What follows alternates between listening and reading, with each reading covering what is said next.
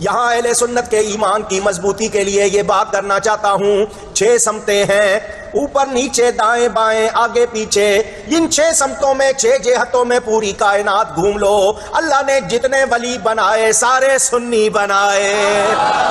یہ ہمارے سچے ہونے کی بہت بڑی دلیل ہے۔ اگر آپ بریلوی ہیں تو بریلویوں کے بزرگ اولیاء اللہ ہیں، اور دیوبندیوں کے بزرگ جو ہیں وہ گستاخ رسول ہیں، اور اگر آپ دیوبندی ہیں تو دیوبندیوں کے بزرگ اولیاء اللہ ہیں، اور بریلویوں کے بزرگ جو ہیں وہ مشرک ہیں۔ اگر آپ اہل حدیث ہیں تو بریلوی دیوبندیوں اور شیعہ کے ساروں کے بزرگ جو ہیں وہ گمراہ ہیں، اور آپ کے بزرگ اولیاء اللہ ہیں۔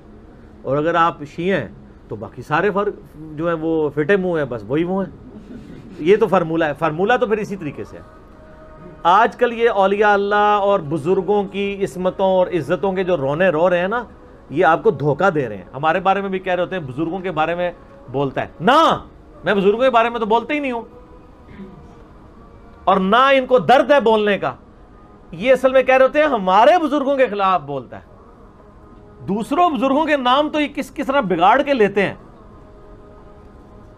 ابھی یہ پچھلے دنوں میرا کلپ جو عمران خان صاحب کے بارے میں چڑھا، یہ جو ان کی سٹیٹمنٹ آئی تھی، جس میں میں نے احمد بریلوی صاحب کے ترجمہ پڑھ کے بتایا کہ انہوں نے کیا الفاظ استعمال کیے ہیں قرآن کے ترجمے میں، تو اب نیچے وہ دیوبندی حدیثوں نے کمنٹس کیے ہیں یہ اعلیٰ حضرت نہیں ہے، کالا حضرت ہے۔ تو آپ کے کہنے سے کون سا مان لینا ہے؟ کروڑوں لوگ تو ان کو اعلیٰ حضرت ہی مان رہے ہیں۔ ٹھیک ہو گیا۔ اشرف تھانوی صاحب کو اگر کروڑوں لوگ حکیم الامت مانتے ہیں تو ان سے زیادہ کروڑوں لوگ ان کو کہتے ہیں مریض الامت ہے۔ تو آپ کے ماننے نہ ماننے سے کیا فرق پڑے گا؟ تو یہ اولیاء اللہ اور بزرگوں کا رونا جو ہے نا، یہ رونا چھوڑ دیں، بلکہ آپ قرآن و سنت کی طرف آئیں۔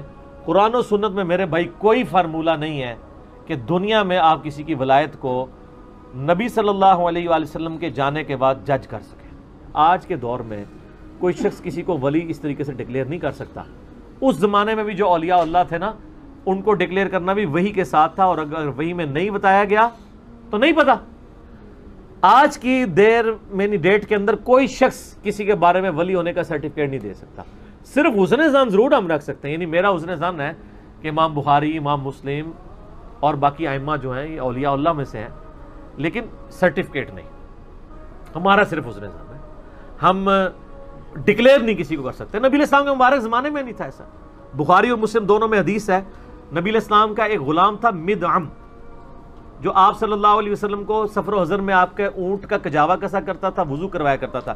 جب مر گیا تو صحابہ نے کہا یہ تو سیدھا جنتی ہے۔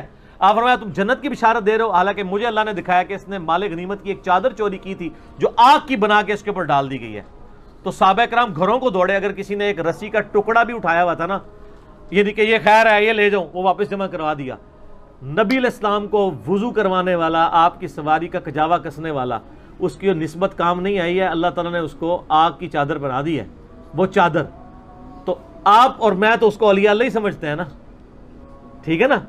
تو یہ اتنا آسان معاملے نہیں ہے جتنے لوگ سمجھ رہے ہوتے ہیں۔